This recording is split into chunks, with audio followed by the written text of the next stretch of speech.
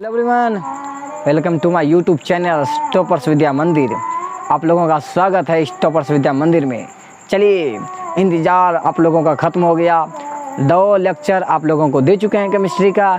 आज केमिस्ट्री का तीसरा लेक्चर, बहुत ही इम्पोर्टेंट क्वेश्चन, केमिस्ट्री का 2023 का वायरल क्वेश्चन कहा जाए, और ये क्वेश्चन जरूर एग्जाम में रहेगा। आप लोग यकीन मानिए, एक बार विश्वास कीजिए टॉपर्स विद्या मंदिर पर, आप लोगों का ज़रूर बेहतर से बेहतर रिजल्ट कर देंगे। ठीक है, थैंक यू। शुरू करते हैं। आज का पहला क्वेश्चन क्या है? ठोस कठोर क्यों होते हैं? आप लोगों को बता चुके हैं ठोस क्या होते हैं। जो फिक्स है, जो अपने स्थान पे ही बने रहे, ये ठोस होते हैं। और ठोस हिलता उलटा नहीं है, हिलता डुलता भी है। एक स्थान से दूसरे स्थान अपने से नहीं भाग पाता है, उसको भगाना पड़ता है, तब भागता है, उसको ठोस बोलते हैं।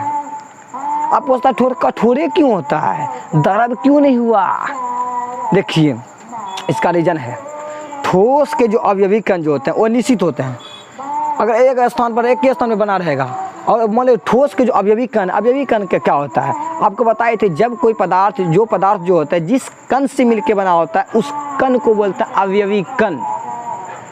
तो ठोस के जो 2 अवयवी कण होते हैं बहुत ही कम दूरी पर रहता है, बहुत ही कम दूरी। इतना देखिए, ये मार्कर है, मार्कर का कैप है, ये देखिए, इसके बीच जो कण सब है, ये कण सब है, इतना कम दूरी पर है, इसके बारे में आप कल्पना ही नहीं कर सकते हैं, इतना कम दूरी पर है। इसका मतलब ठोस के 2 कणों के बीच की दूरी बहुत ही कम होती है।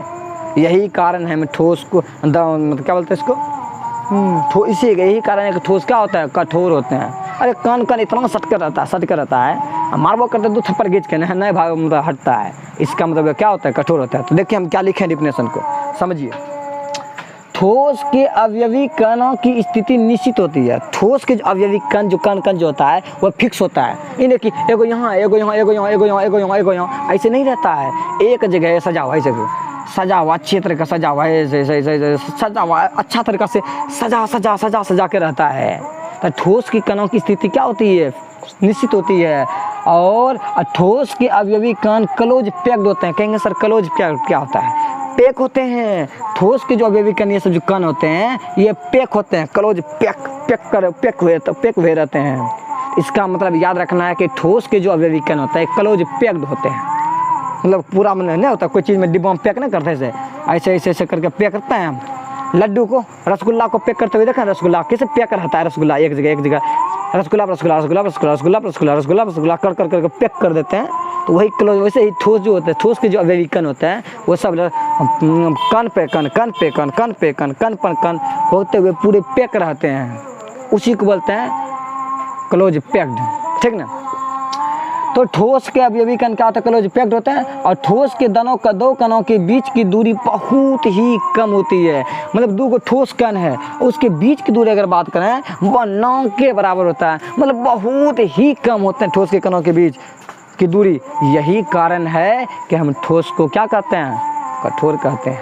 ठीक ना? बस इतना ही। तो आप लोगों का ये समझ में आ गया होगा। अगर समझ में आ गया तो कमेंट कर दीजिएगा। ठीक है भाई लोगों को, मतलब कि भाई लोग कमेंट कर दीजिएगा। ठीक है, तो अब दूसरा क्वेश्चन है कि ठोस के आयतन निश्चित ही क्यों होते हैं?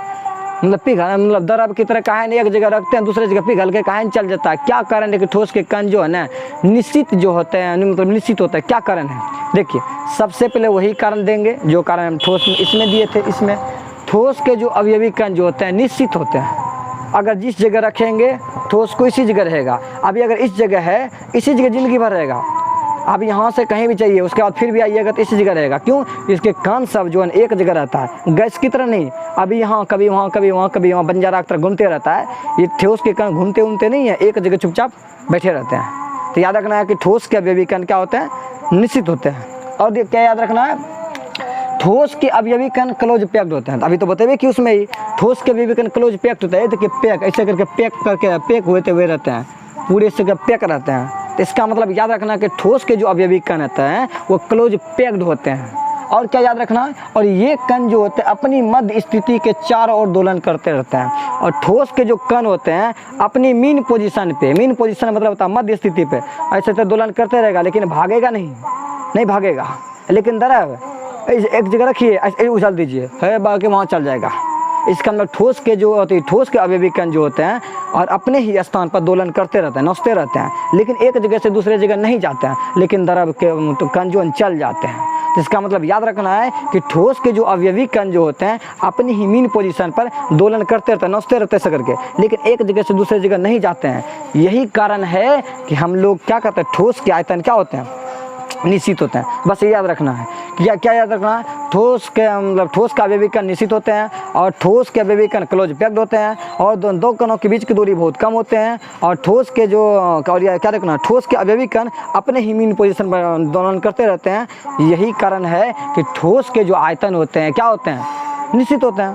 बस यही बात को याद रखना है और कुछ नहीं याद रखना है, बस इतना ही आप याद कर लीजिए और एक बात दो बार पढ़ लीजिए। ये याद नहीं हुआ तो बेकार वीडियो बना रहे हैं, ठीक है।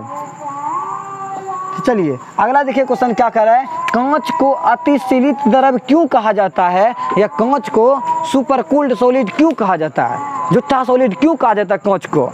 देखिए कांच जो होते हैं वो क्रिस्टलीय ठोस है, वो क्रिस्टलीय ठोस मतलब होता है एमआरएफएस सॉलिड, मतलब कि बोलेंगे कांच जो होते हैं एमआरएफएस सॉलिड होते हैं, क्रिस्टलाइन सॉलिड होते हैं और उसके कण को भी जो मतलब विद्युत धारा का प्रभाव होता है या कोई चीज़ का प्रभाव जो होता है बहुत ही मंद होता है। मंद मतलब धीरे धीरे, हाथी की तरह धीरे धीरे। इसका मतलब याद रखना, इसमें अति मंद प्रभाव की प्रवृत्ति होती है, बहुत कम, कोई चीज़ का प्रभाव दर जो है ना बहुत कम होता है। कांच को इस जगह रखेंगे तो क्या बह जाएगा, नहीं बहेगा, उसके अंदर कम प्रभाव की प्रवृत्ति होता है, लेकिन है जूठा, क्योंकि कांच कहता है हम सॉलिड है, यूँ है, एक थप्पड़ दिया कांच चूर, तो सॉलिड है, तो बेकार में जो बोल रहा है सॉलिड है, झूठा वो झूठे बोल रहा है सॉलिड है। कांच सॉलिड रियल में सॉलिड नहीं होता है और क्रिस्टलाइन सॉलिड, ठीक है।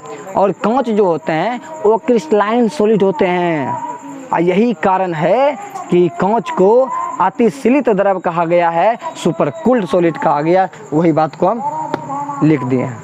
चलिए आप लोगों को समझ में आ गया और एक क्वेश्चन आज आप लोगों को पढ़ाएंगे, उसके बाद फिर नेक्स्ट क्लास, उसके बाद सॉलिड स्टेट को पूरी कर देंगे फिनिश, उसके बाद नेक्स्ट मतलब चैप्टर शुरू करेंगे सॉल्यूशन।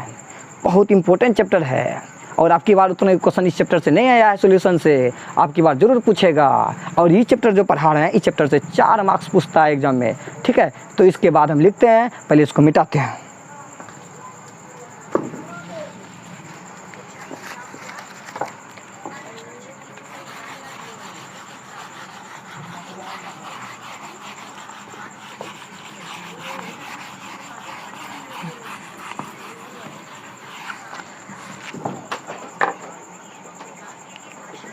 चलिए शुरू करते हैं क्वेश्चन को।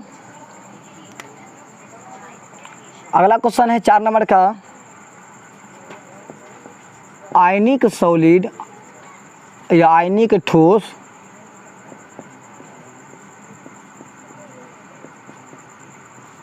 गलित अवस्था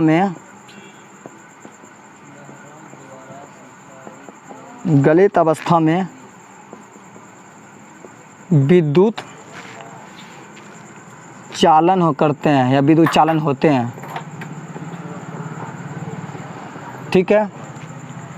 परंतु ठोस अवस्था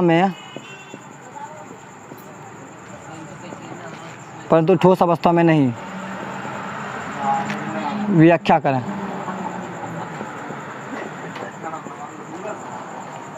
आंसर में लिखना है आयनिक ठोस या आयनिक यौगिक जो होते हैं या ठोस होते हैं द्रव अवस्था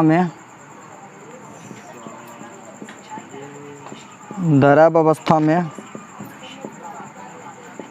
विद्युत का सुचालक इसलिए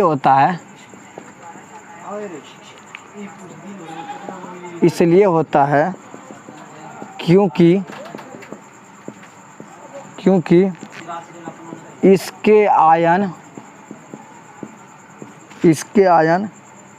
द्रवित या गलित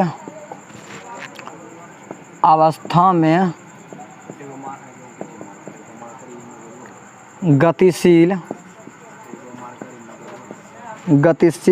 रहते हैं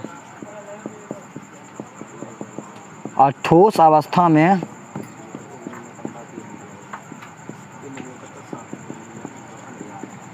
इसके आयन अपने स्थानों पर ही रहते हैं।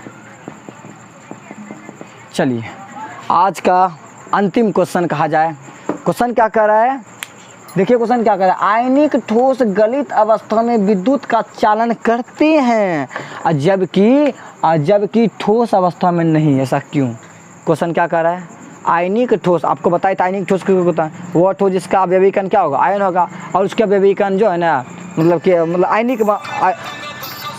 आयनिक बंधन से बंधे होते हैं, ठीक है, तो उसको बोलते हैं आयनिक ठोस, ठीक है। अब क्वेश्चन कर रहा है कि आयनिक ठोस गलित अवस्था में विद्युत का चालन करता है परंतु ठोस अवस्था में नहीं, ऐसा क्यों? बोलेंगे कि आयनिक यौगिक या ठोस जो होते हैं द्रव अवस्था में विद्युत का सुचालक इसलिए करते हैं, सुचालक होगा यहाँ, सुचालक इसलिए होता है क्योंकि इसके आयन द्रवित या गलित अवस्था में गतिशील होते हैं। देखिए बोलते हैं कि विद्युत क्या बोलते हैं कि आयनिक यौगिक जो है ना गलित अवस्था में या द्रव अवस्था में विद्युत का सुचालक इसलिए होता है क्योंकि उसके अंदर मुक्त इलेक्ट्रॉन होता है और मुक्त इलेक्ट्रॉन दौड़ते रहता है, इधर से उधर इधर से दौड़ते रहता है, ठीक ना, और इसीलिए विद्युत का सुचालक होता है। इसलिए उसको जब हम मतलब कि मान लें कि क्या समझिए कि मान लें द्रव अवस्था में है और उसके अंदर ऐसे छूते हैं ना और उठा के बजा देता है, क्यों? क्योंकि उसके अंदर आयन रहता है, आयन, और आयन जो है ना एक स्थान से दूसरे स्थान तक दौड़ता है। कभी कभी आप देखे होंगे पानी ले लीजिएगा बर्तन में, ठीक है, उसमें करंट दे दीजिएगा और उसके बाद एक छोर को छुइएगा, देखिए आप लोगों को मज़ा आएगा। कभी देखे हैं ना मज़ा आते हुए, मज़ा आएगा, ठीक है, तो आप लोगों को देखिएगा, आप एक बार पता करके आप लोगों को मज़ा आएगा। और द्रव ठोस अवस्था में क्या होते हैं, उसका अपने ही स्थान पर रहते हैं, ठोस अवस्था में अपने आयन क्या होता है अपने ही स्थान पर नोचते रहते हैं, ठीक है ना। बस आप लोगों को इतना ही आप लोग समझ में आ गया, तो thank you very much, all the best.